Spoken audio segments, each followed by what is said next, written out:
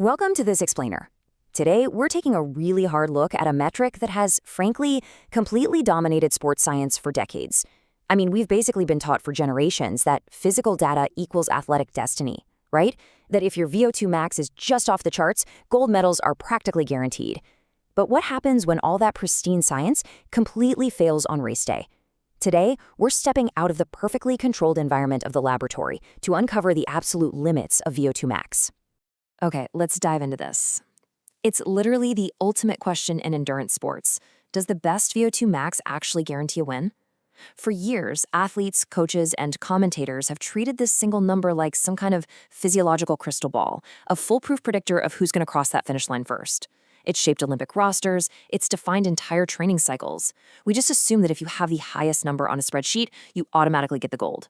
But is human performance really that simple? Keep this central question in the back of your mind as we journey through the data today. The powerhouse of performance, the biological foundation.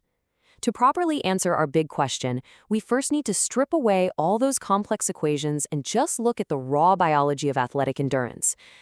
Now, you guys already know the basics, but let's do a quick baseline refresher. VO2 max is basically the absolute ceiling of your body's ability to use oxygen efficiently. When you're out there pushing your absolute limits, running, cycling, swimming, whatever it is, your body is just frantically demanding energy to maintain those muscle contractions. VO2 max measures exactly how effectively your biological engine takes in that oxygen and puts it to work under maximum load. It's your aerobic ceiling. And this brilliantly illustrates where that magic actually happens, the mitochondria. For an elite athlete, just having oxygen floating around in the bloodstream isn't enough. These cellular engines have to be ruthlessly efficient at converting that oxygen into sustained power. It's this tiny, microscopic process that dictates massive physical outputs. So when we're measuring VO2 max, we aren't just measuring air intake, We're measuring the metabolic ruthlessness of these individual cells. Section 2. A century of measurement, quantifying VO2 max. Because understanding the biology is one thing, but calculating it with absolute scientific precision is an entirely different beast. This whole obsession didn't just start yesterday.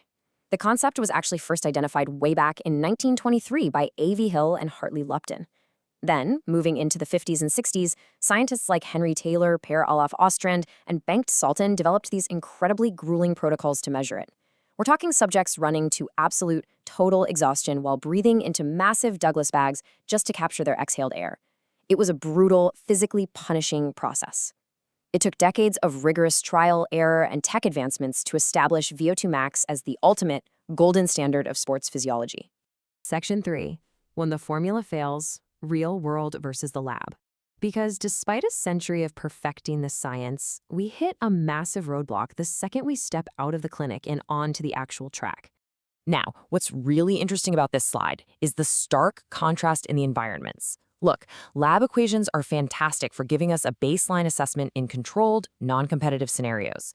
They work flawlessly when you're strapped to a stationary bike in a nice, climate-controlled room. But in real, competitive situations, we see absolute formula failure. A lab treadmill doesn't account for wind resistance, or crazy mid-race surges, or tactical drafting in a peloton, or the brutal, blinding heat radiating off the asphalt. The math simply falls apart in the sheer chaos of the real world. Section 4, the psychology of winning, the human element. So why does the formula fail? Simply because it absolutely cannot account for the messy, unpredictable realities of human nature. This right here is exactly why having the highest VO2 max does not guarantee you a spot on the podium. Think about the final 400 meters of a marathon. When the pace suddenly surges and lactic acid is spiking, it comes down to performance variables that science literally can't quantify. Do you have the strength of nerve to make a breakaway? Can you remain completely calm when your body is just screaming in pain? What about your emotional balance when 50,000 people are absolutely roaring in the stands? These intense, raw, psychological realities completely override the clean, isolated data of cellular oxygen efficiency. So the crucial point is this. Consider an Olympic gymnast or a diver. When they take home that gold medal, they don't win because they're mathematically or physiologically perfect.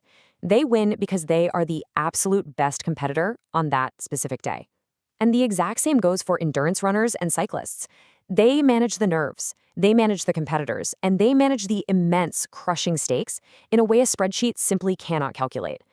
Which brings us to our final thought for this explainer.